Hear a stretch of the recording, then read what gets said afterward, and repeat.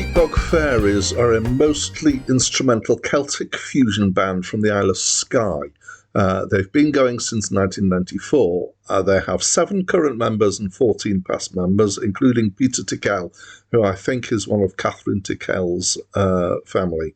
And they have released 7 studio albums. I have seen them live and they were fab. Hi, my name's Dan. So this channel is mostly about doing reviews of the 3,000 greatest albums of all time, according to the list at Acclaimed Music.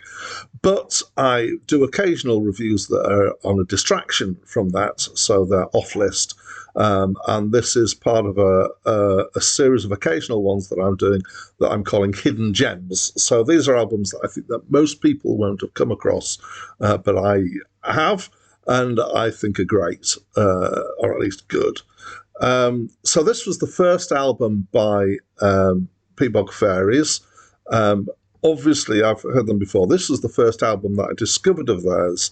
And I'm pretty sure, if I remember rightly, I discovered them in a CD shop in the late 90s in Scotland, maybe in Oban, I'm not quite sure. And they had one of these things that they used to have, which was a stand with different CDs that you could select and have a listen to little bits from, and pairs of headphones that would not be allowed these days in post-COVID days.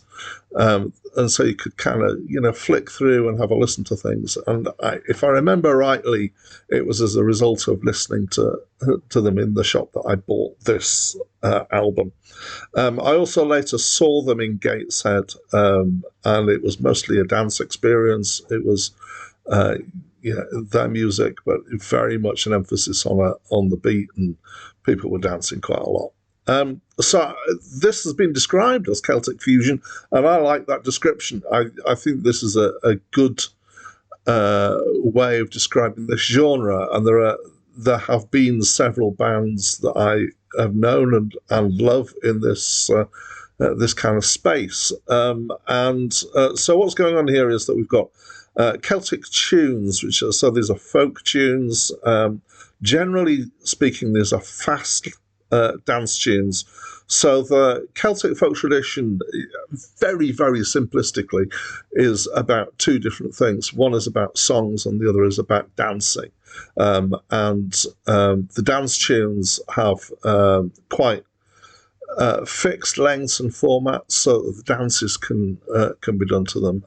And this is mostly that kind of dance tune style. Some of the tunes are original tunes, and some of them are traditional tunes that they've done arrangements of. And so the focus here for that is on melody instruments. There's a particular emphasis here on Scottish bagpipes in the mix, which is somewhat unusual. There's also fiddle and pluck strings coming in here. And then this is backed by quite a wide-ranging set of different contemporary backings that make it what's a very traditional music much more accessible to a lot of people. My kind of my take on the different styles that are going on here is that some bits sound a bit like smooth jazz fusion, but there's bits of dub and reggae. There's certainly elements of funk in here. There's electronica feels and sounds and soundscapey bits. There's even a bit of what I've just found this word, African mbakanga. I'm probably pronouncing it very badly. Mbakanga, maybe, which is kind of African traditional poppy tradition with jangly guitars.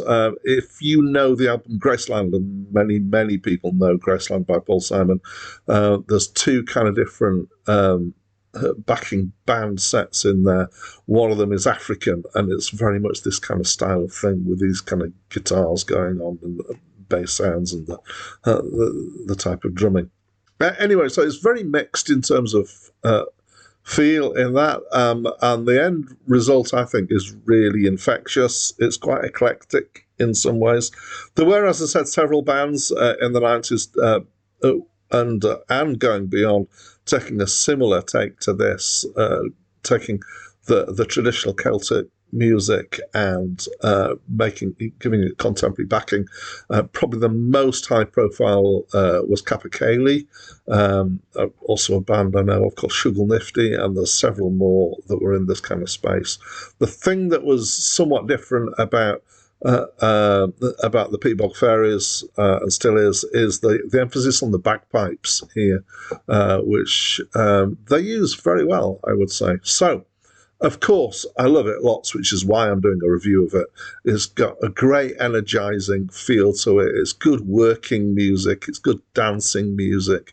It's good, background music for an evening of people coming around. If depending on what you want. I mean, instrumental music often is good for that sort of thing anyway. So I like it, and I'd love to know what you think of it. So please, don't be shy. Talk to me through the comments box.